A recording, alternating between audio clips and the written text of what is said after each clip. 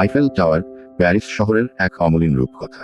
এটি নির্মিত হয়েছিল 1889 সালে গ্যাস্তন আইফেল ও তার দল কর্তৃক এবং প্যারিসের বিশ্ব মেলার জন্য একটি প্রদর্শনী হিসেবে। তবে তা আজ এক বিশাল আইকন, পৃথিবীর অন্যতম জনপ্রিয় স্থাপনা।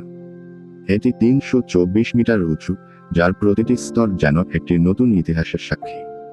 প্রথম স্তরের উচ্চতা 57 মিটার, দ্বিতীয় স্তর 115 মিটার এবং তৃতীয় স্তর প্রায় 300 মিটার। আর এই বিশাল স্টিলের টাওয়ারটি প্রায় 10,100 টন ভারী।